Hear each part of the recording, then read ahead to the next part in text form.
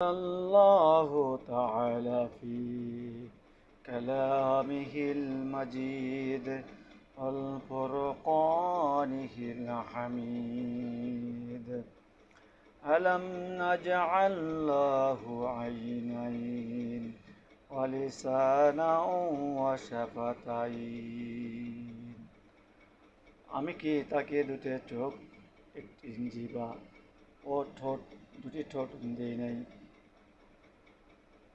এখানে স্পষ্টভাবে বলা যায় যে আল্লাহ পাক মানুষকে অগ্রিম বেনিফিট দিয়েছেন। বান্দা যা ইবাদত করবে তার চাইতে বেশি নিয়ামত বেনিফিট দিয়েছেন। এখানে আল্লাহ পাক বলছেন, আমি কি তাকে দুটি চোখ দিই নাই? আচ্ছা বলেন তো, এই দুটি চোখের মূল্য কত? কারণ যদি আমার চোখ না থাকতো তাহলে আমি তো কিছু দেখতে পারতাম না। এত সুন্দর পৃথিবী, সুন্দর সুন্দর মানুষ, সুন্দর অনেক কিছু। আর চোখ থাকাতে আমি সুন্দর সুন্দর পৃথিবী দেখতেছি, সুন্দর পৃথিবী, সুন্দর জীবজন্তু, ফুলবাগান ইত্যাদি ইত্যাদি নানান কোটা দেখতে পারতেছি। পিতা মাতাকে দেখতে পারতেছি, স্বামী স্ত্রী, পরিবার পরিজন, সমাজ, রাষ্ট্রকে, সকলকে আমি দেখতে পাই।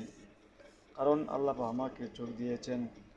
এই চোখের যদি শুকরিয়া আদায় করতে যাই তাহলে কিয়ামত পর্যন্ত এই চোখেরই শুকরিয়া আদায় করতে পারবো না। পারবো তো? তারপরেও আমরা এই চোখ দিয়ে আল্লাহর সৃষ্টি দেখে তা গবেষণা করি না, কোরআন হাদিস দেখতে, পড়তে, উপলব্ধি করি না, অন্যায় দেখে তা প্রতিবাদ করি না, অশ্লীলতা এবং ব্যবহার থেকে চোখকে ফেরাই না, আল্লাহর ভয়ে চোখ নিয়ে অশ্রু পড়ে না। তাহলে এই চোখের হক কি আমরা আদায় করতে পেরেছি?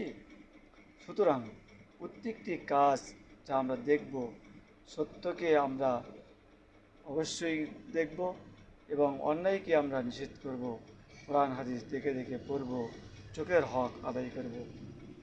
সুতরাং আমরা আল্লাহর অবশ্যই শুকরিয়া আদায় করব ইনশাআল্লাহ।